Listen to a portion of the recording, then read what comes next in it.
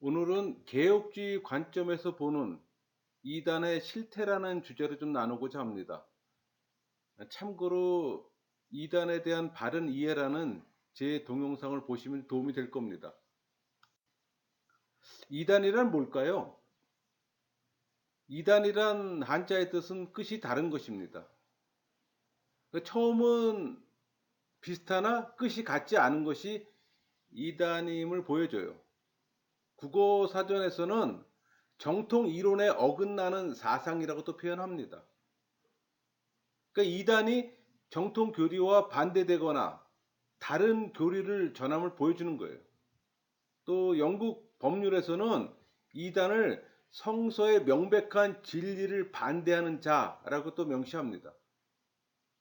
그러니까 이단이 구원 진리의 기준인 이 정경에서 벗어나 있음을 보여줘요. 성경에서는 이단이 그릇된 견해에 대해 여러 번 권고를 받았음에도 불구하고 또 그것을 고집하는 것임을 또 암시합니다. 디도서 3장 10절 이단에 속한 사람을 한두 번 훈계한 후에 멀리하라. 이 말은 이단이 잠시 착각에 의해서가 아니라 확신을 가지고 지속적으로 잘못된 교리를 신봉하는 것을 또 보여줍니다. 정통교회 안에도 이런 부류는 많아요. 이단 종파들도 기독교일까요? 아니죠. 기독교 아닙니다. 그러니까 이들은 교회가 아님에도 불구하고 교회와 비슷하게 행세함으로 또 세상 사람들을 미혹하고 혼동시켜요. 그러니까 기독교의 보편적인 진리를 거부하고 왜곡하는 이 무리들로 분명 기독교가 아닙니다. 오히려 이들은 거짓 진리를 퍼뜨림으로 또 세상 사람들의 마음을 혼미케 해 이 복음의 영광된 광채를 또 가려요. 그러니까 세상을 어둠 가운데 가두어 두려고 하는 적 그리스도들입니다. 우리 고린도 후서 4장 4절 그 중에 이 세상의 신을 믿지 아니하는 자들의 마음을 혼미하게 하여 그리스도의 영광의 복음의 광채가 비치지 못하게 함이니 그리스도는 하나님의 형상이니라. 요한일서 2장 18절 아이들아 지금은 마지막 때라 적그리스도가 오리라는 말을 너희가 들은 것 같이 지금도 많은 적그리스도가 일어났으니 그러므로 우리가 마지막 때인 줄 아노라. 이단 종파도 여러 종류가 있기 때문에 이단 종파가 기독교가 아닌 이유도 각기 다를 수가 있어요. 정통과 이단을 가르는 대표적 기준이 있어요. 크게 6가지 범주로 구분됩니다. 하나씩 보겠습니다. 이단 종파들이 정통교회와 다른 특징을 살펴보면은 하나가 그 사도신경을 거부합니다. 그러니까 정통교회에서 사용하고 있는 사도신경을 거부하는 거예요. 교회는 그 많은 교파에도 불구하고 모두가 다 사도신경을 신앙 고백으로 채택하는 데 있어서 일치합니다. 그러나 이단들은 사도신경을 신앙 고백으로 받아들이지 않아요. 다양한 교리를 믹스해서 자기들만의 교리가 없어요. 그러니까 사도신경을 거부하는 교회를 다니는 분들은 한번 고민해 보세요. 또 성경 66권을 보태거나 뺍니다. 그러니까 뭐 통일교, 몰몬교, 여호와 증인들이 대표적이죠. 몰몬교 같은 경우 몰몬경이 있어요. 그러나 정통교회는 하나님의 특별 계신 성경 66권을 정경으로 받아들이면 믿습니다. 그러니까 이단들은 성경의 권위보다는 그들의 다른 교리서에 더 큰 권위를 부여해요. 또 신도들에게 맞는 인기 있는 교리를 만들어도 가르치고 또 쉽게 이해가 되고 쉽게 적용할 수 있는 내용으로. 또 세 번째는 정통교회가 예수 그리스도의 십자가 구속의 도리를 믿는데 반해 이단들은 하나같이 이를 부인합니다. 그러니까 정통은 예수님께서 우리 죄를 대신해 이 속죄의 죽음을 당하셨으며 또 이로 인해 구원을 받는다는 사실을 믿어요. 그러나 보통의 이단들은 이것을 거부합니다. 이단들은 지금도 하나님의 특별 계시가 계속되고 있다고 좀 주장해요.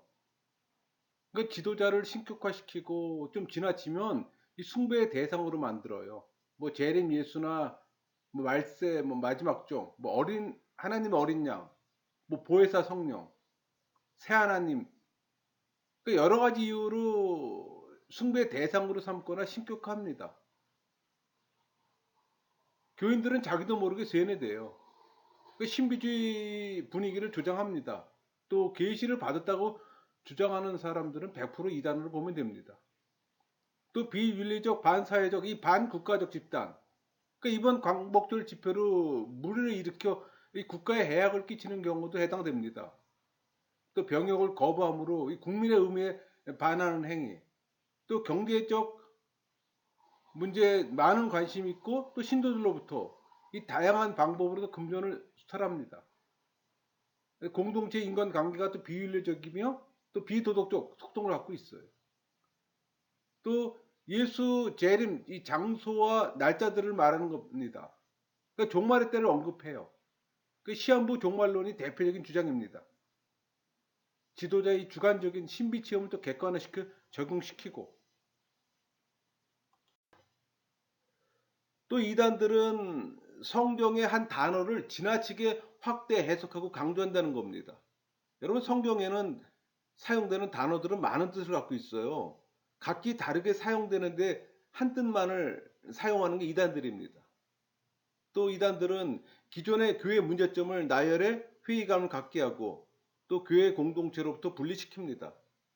또 성경의 진리를 100% 완벽하게 통달할 수 있다고 또 가르쳐요.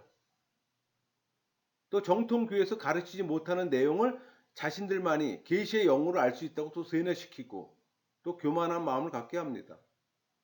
그러니까 성경 해석에서 많은 오류를 나타내면 이단의 소지가 커요. 또 이단 집회에는 많은 난치병이 치료되었다는 온갖 루머와 또 거짓 소문이 퍼지잖아요. 또 예언과 계시가 난무하고 또 영혼이 육체와 분리되어 천국과 지옥을 갔다 올 수 있다고 또 말하기도 하고 또 심지어는 사람이 벽을 또 투과할 수 있다고도 얘기합니다. 또 한 사람이 두 장소에 동시에 나타날 수 있다든가 교통사고로 잘린 다리가 하루 만에 원 상태로 자라났다는 식의 이 소문은 그들의 집회에서 항상 퍼지는 과장된 루머입니다. 그러니까 그런 기적과 이 표적은 이단들이 교인들을 수적으로 불러 모으게 하는 방법 중에 하나였어요. 사실 분별력이 조금만 있으면 쉽게 구별이 됩니다.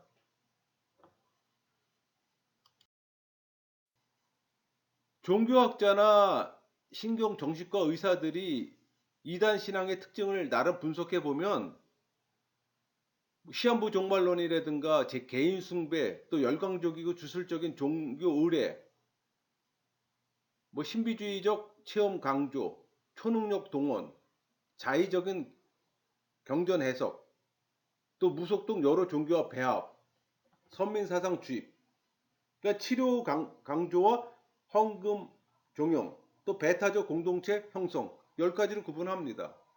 그러니까 이단은 신학적으로만 문제가 있는 게 아니라 정신학적으로도 문제가 있어요. 그렇다면 이단들이 발생하는 이유는 뭘까요? 성경 예언의 성취라고 할 수 있습니다. 그러니까 세상 끝날에 어떤 징조가 있겠느냐는 이 제자들의 질문에 예수님께서는 말세 많은 적그리스도들과 또 거짓 선지자들이 일어나 큰 표적과 기사를 보이며 사람들을 미혹할 것이라고 예언함으로 이단들이 발생할 것을 보여주셨어요. 그게 마태복음 24장 23절 24절이에요. 그때 사람들이 너희에게 말하되 보라 그리스도가 여기 있다 혹은 저기 있다 하여도 믿지 말라. 거짓 그리스도들과 거짓 선지자들이 일어나 큰 표적과 기사를 보여 할 수만 있으면 택하신 자들도 미혹하리라. 사단은 최후의 발악을 하기 때문입니다. 사단은 자신의 최후가 얼마 남지 않은 것을 알고 자신의 모든 지혜와 능력을 동원해 악한 영들과 거짓 선지자들을 풀어서 세상 사람들의 마음을 혼미케 합니다.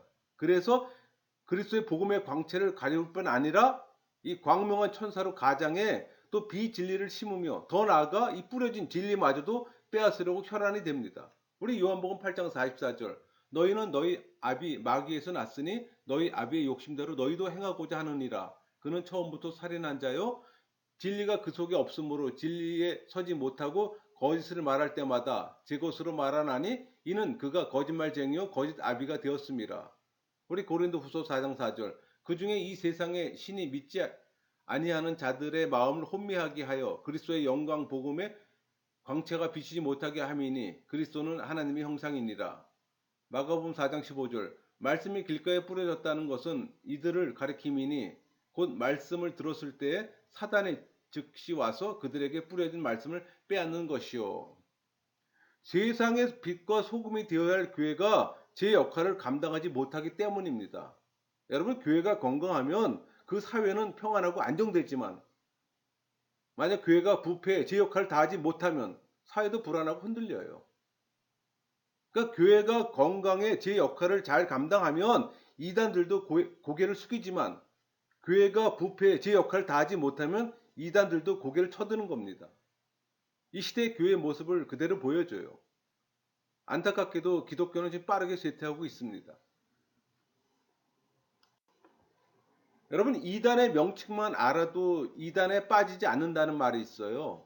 그러니까 이단의 명칭을 몰라서 자신이 빠진 곳이 이단인지 알지 못하고 당하는 경우가 허다해요. 그러니까 몰라서 당하고 몰라서 대처를 못하는 겁니다. 교회 지도자들이 이단 이름조차 모르는 상황에서 이단 대처는 할 수가 없어요.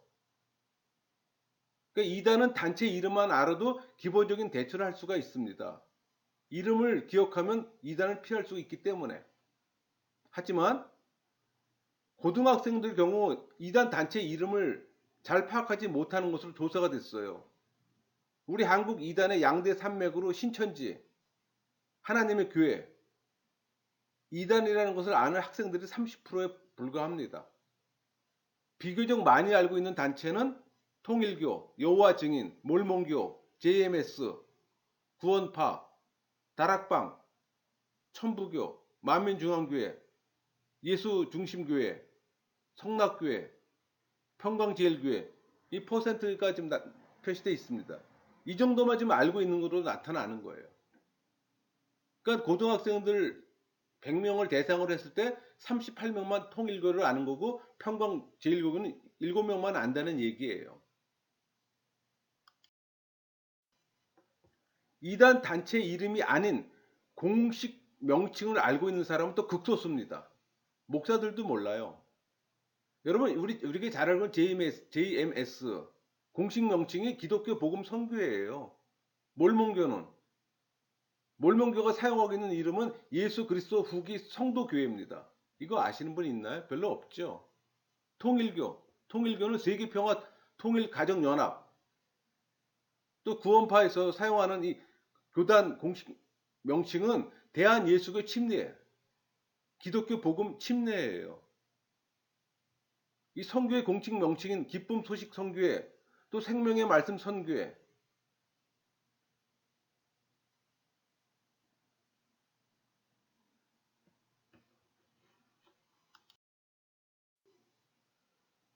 여러분, 구원파란 이 명칭은 정통교회가 붙여준 이름이에요. 스스로 구원파라고 활동하고 있는 이단은 단 한 곳도 없습니다. 구원파의 정식 교단 명칭은 대한예수교 침례, 여기 박옥수와 이요한이 포함되는 거죠. 이들이 사용하는 거죠. 또 기독교 복음 침례, 이건 권신찬이나 유병원 측이 사용하는 겁니다. 그 반면에 정통 침례 교단은 기독교 한국 침례, 성소 침례가 있어요. 그러니까 우리 그 성폭행범으로 정명석 교주를 따르는 소위 JMS의 경우는 기독교 복음 선교회를 이 공식 기관 명칭으로 사용합니다. 또 교단 명칭은 예수교 대한감리회를 사용하는 경우가 많아요. 우리 정통 교단 중에서도 예수교 대한감리회가 있잖아요. 이 건전한 감리교는 기독교 한국 감리회가 대표적입니다. 그러니까 이단들도 명칭만으로는 이 건전한 기독교인 것처럼 보이는 경우가 많기 때문에 이단들이 사용하는 이 교단명과 이 건강한 정통 교단의 명칭을 정확히 알고 있는 게 중요해요. 한국의 이단 사이비 단체들에 대한 이 규정은 대한예수교 장로의 예장이죠. 통합, 그 합동, 고신, 합신, 백석, 뭐 기독교 대한 성결교회는 기성이라고 그러죠. 기독교 대한 감리회는 기감이라고 그러고 기독교 한국 침례는 기침이라고 그러잖아. 그러니까 한국교회 주요 교단의 이 공식 결정으로 기준으로 합니다. 그러니까 1915년부터 2018년까지 이단 등으로 규정한 단체의 숫자는 86개입니다. 그러니까 이단 또는 참여 금지 단체 등으로 규정됐지만 해제된 경우와 이 교리적 문제가 아니라 이단 옹호라는 행위에 대한 이 규정인 경우 목록에서 제외했습니다. 그러니까 목록의 내용은 현대 종교와 교회와 신앙에서 발표한 그 목록을 참고했습니다. 이단속으로 규정한 인물과 단체는 총 55개예요. 여러분들이 알고 있는 것들도 여러 개 있을 겁니다. 또 사이비 또는 사이비성으로 규정한 단체는 11개입니다. 구원파나 유광수, 몰몬교, 문선명, 빈야도, 동방번개. 이건 동방번개 중국에서 온 거죠.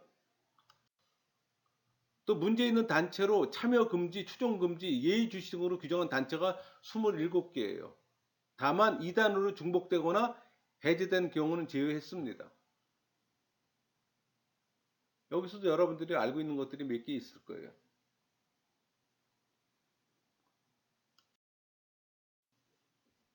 여러분, 이단들을 없앨 수 있는 방법은 뭘까요? 교회가 빛과 소금으로서의 제 역할을 잘 감당해야 합니다. 교회가 사회 혼란이나 불안과 아무 상관없다고 생각해서는 안 돼요. 교회가 산속에 있지 않고 사회 속에 있는 이유는 빛과 소금으로서 제 역할을 잘 감당하라는 하나님의 섭리입니다.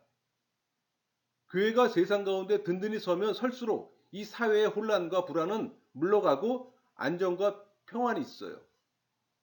두 번째는 이 사회의 기초 단위인 가정이 따뜻한 사랑의 공동체가 되어야 합니다. 가정 환경이 좋지 못하면 부부간의 불화, 부모 형제 간의 갈등, 가정 생활에서 이 공동체 의식을 느끼지 못할 경우 이단들에게 빠져들기 쉽습니다. 세 번째, 지속적으로 성경을 교육해야 합니다. 성경을 바로 알고 믿으면 이단에 빠질 염려는 없어요. 이 성경이 무지하면 이단에 빠지기 쉽습니다. 그러니까 교회는 모든 교인들에게 체계적인 교리 공부를 하도록 도와줘야 하는 겁니다. 네 번째는 교인들의 영적 욕구를 무시해서는 안 된다는 겁니다. 보수적인 교회에서는 이 성령의 은사와 체험을 무조건 반대하고 정지해 버리는 경우가 많아요. 그러니까 성령의 은사나 체험이 성경적으로 무엇이 옳고 그른지 분명하게 이해시켜서 이 건전한 영적 생활을 또 지도해야 합니다. 또 모든 교인들이 교회에서 봉사하도록 해야 하는 거예요. 그러니까 사도 바울은 교회의 신앙의 뿔을 내리고 봉사하지 않는 사람들은 자칫 거짓 교훈에 빠질 위험이 있다고 경고합니다. 그게 에베소서 4장 11절, 12절, 16절이에요. 그가 어떤 사람은 사도로, 어떤 사람은 선지자로, 어떤 사람은 복음 전하는 자로, 어떤 사람은 목사와 교사로 삼으셨으니 이는 성도를 온전하게 하며 봉사의 일을 하게 하며 그리스도의 몸을 세우려 하심이라. 그에게서 온 몸이 각 마디를 통하여 도움을 받음으로 연결되고 결합되어 각 지체의 분량대로 역사하여 그 몸을 자라게 하며 사랑 안에서 스스로 세우느니라. 교회를 이탈하면 이단에 빠지기가 쉽습니다. 교인들은 하나님께 주신 직분에 따라 사명감을 갖고 또 헌신해야 해요. 교회는 이 땅에 존재하는 한 불완전하고 문제점이 있다는 사실을 인식시켜야 합니다. 교회는 사람들이 모인 곳이기 때문에 인간적인 실수나 잡음, 어떤 제도적인 모순이나 문제점이 있기 마련이에요. 그래서 교회를 과대평가에 실망하거나 또 혹은 과소평가에 무시하지 않도록 해야 하는 겁니다. 이단의 문제는 교회 책임이 커요. 저 개인적으로 이단 사이비보다 그 더 큰 문제는 정통교회 안에 잘못된 가르침입니다. 정통교회가 성경을 잘못 가르치고 있지 않나를 먼저 살펴야 합니다. 목회자의 책임입니다. 또 목회자만을 탓할 수 없는 것은 한국 땅에 기독교가 들어올 때 잘못된 복음이 들어왔어요. 사실 목회자들은 배운 대로 가르치잖아요. 정통교회 안에 잘못된 가르침이 많아요.